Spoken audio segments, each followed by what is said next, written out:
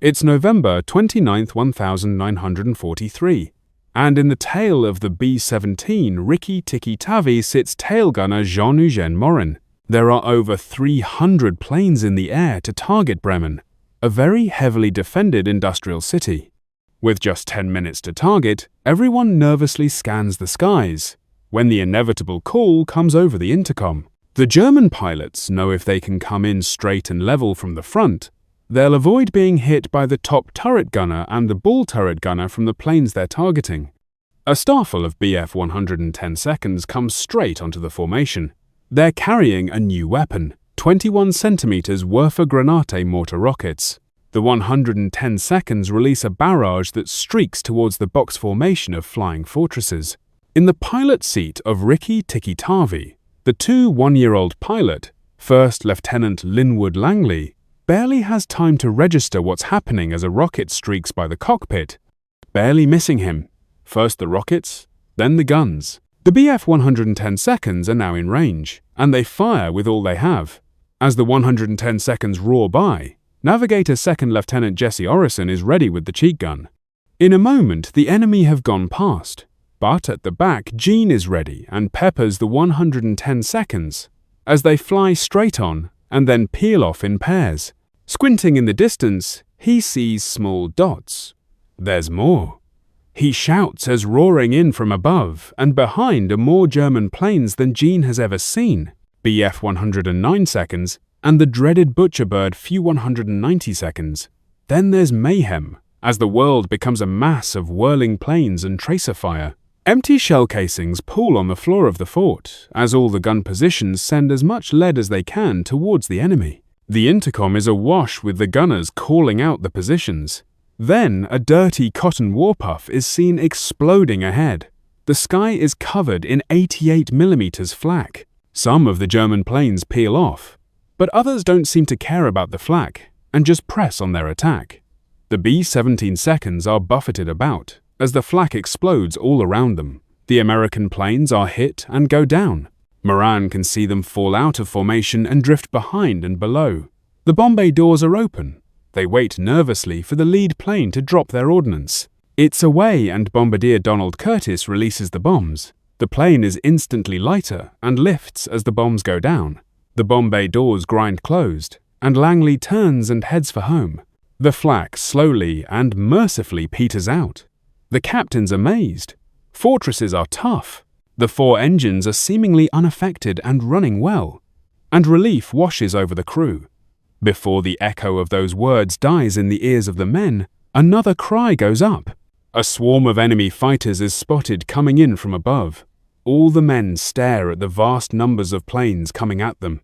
The Germans are back to enact their revenge for Bremen. The thud of the guns and the crash of shells fills the ears of every man on board as the entire box formation lights up the sky.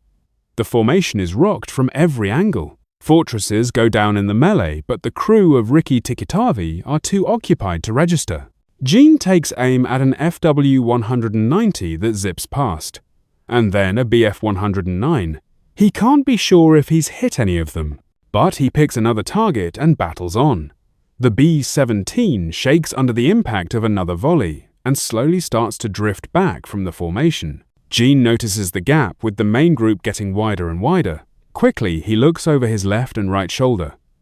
There's no smoke from the engines. A B-17 inches formation is vulnerable to the overwhelming number and speed of fighters like these, but on its own, it's a death sentence. Slowly, the other gunners get on the intercom. There's no word from the captain. Gene shouts into the mic. All the while, the gap growing bigger. Then, over the radio comes the message. Whether that was the captain or the co-pilot, no one could tell. But soon the B-17 was completely left behind. The Germans spot the vulnerability of the plucky Rikki-Tikki-Tavi and get busy with their deadly work. The sound of gunfire is interspersed with the screams of men being hit. The plane flies on straight and level, but no word is heard from the captain or the co-pilot. In many interviews, Gene was too emotional to give details of what happened next. However, in the excellent book Tailspin, written by a close friend of Gene's, it states that from the bottom of the bomber, ball turret gunner Wilbert Pee Wee Provost, Gene's best friend screamed, Gene shouted for his friend and he could hear shots breaking the plexiglass dome. There's a scream over the intercom, and a twin-engine Messerschmitt fighter flies up and passes the rear of the bomber right in front of Gene's guns. Gene's 50 cals ring out at the German fighter and find their mark. Smoke trails from the stricken machine and it falls out of view. No more is ever heard from the bull turret gunner. At that moment, a Bf-109 pulls up alongside. Gene tries to swing his guns to the right to take him out, but the German knows the B-17's arc of fire and stays just outside of the danger zone. Gene locks eyes with the pilot. Then the German gestures. He points at Gene, then points at the ground. Gene just stares back. The German repeats the gesture, and then it strikes Gene that he is being given a chance to bail. Was he the only one left? Had the remaining crew died or bailed already? He can see the other German planes waiting in the distance. It's literally a life or death decision. Gene would never get to make that decision. The temporary truce is shattered by the crack of gunfire. Someone on Rikki-Tikki-Tavi is still alive and is shooting at the German. Whatever choice Gene had has now disappeared. In a moment, the Bf-109 turns and is gone. With that, the German planes move in en masse to deliver the killing blow. The tail section becomes a hailstorm of metal shards and shrapnel. Gene is thrown to the floor. He struggles back to his position and tries to fire, but it's no use. His guns are jammed.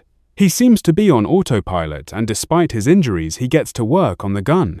Hope fills him as he manages to get one gun to fire. Just as more bullets slam into the plane and into Gene, he lets out a cry of pain and anguish as both his arms are hit. But despite 2 broken arms, he manages to fire off a few more rounds before being hit in the chest, breaking several ribs. The tail gun position is now a scene of total devastation. The plane lurches and goes forward in its death throes. Gene feels himself being pushed into his seat as the plane starts to hurtle downward. A parachute is shot up, but there's a spare near the tail wheel. He can see some of the crew, but they're laying motionless. There's a gut-wrenching groan as metal tears. He can feel the floor beneath him move, almost like he's being pulled backwards. He grabs hold of anything he can, and he watches the sky appear, and then the main fuselage drop away from the tail. He desperately grabs the floor of the tail section and pulls with all his might. Screaming with pain into his mask, he watches with horror as he sees the Rikki-Tikki-Tavi sink below him, while he remains in the tail section.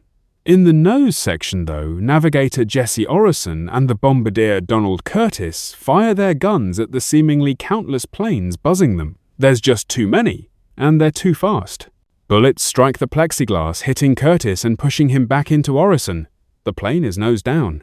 Orison wrestles with Curtis's limp form and manages to get a parachute on him before the entire plexiglass nose shatters, and Orison is thrown from the plane.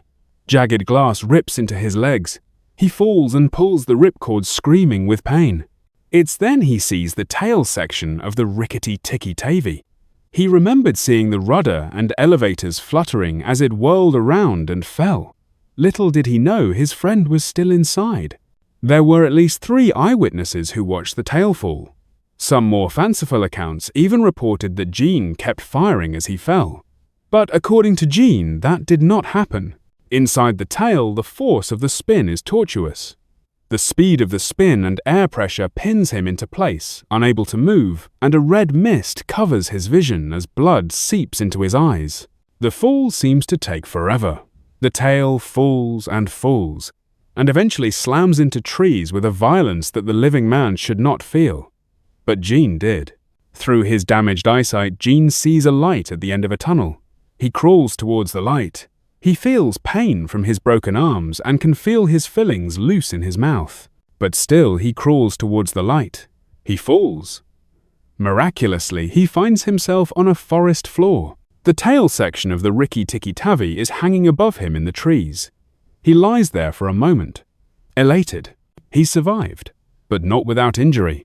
He reaches up to his head carefully with his broken arms. There's a crack in his skull so big he can feel the softness in between. The gap. Shortly, he can hear voices, half expecting to be killed by locals who occasionally enact revenge upon the falling bomber crews. He was heartened to hear the voices speaking French, expecting to find a dead man, French workers from a nearby camp and several German soldiers find Gene. He's dragged through the forest roughly and is transported to a camp where a Serbian doctor operates on Gene, putting a metal plate in his head to cover his exposed brain. Gene's injuries were not only physical, though. While recovering in the POW hospital, he experiences frequent nightmares, falling, screaming. Eventually, Gene made a recovery from his injuries, and after the war, he was released and repatriated along with his lifelong friend and only other survivor, Jesse Orison. In 2022, 8 years after Gene's death, his friend, John Armbruster, released Tailspin, telling Gene's story. It's an excellent book that we very much recommend.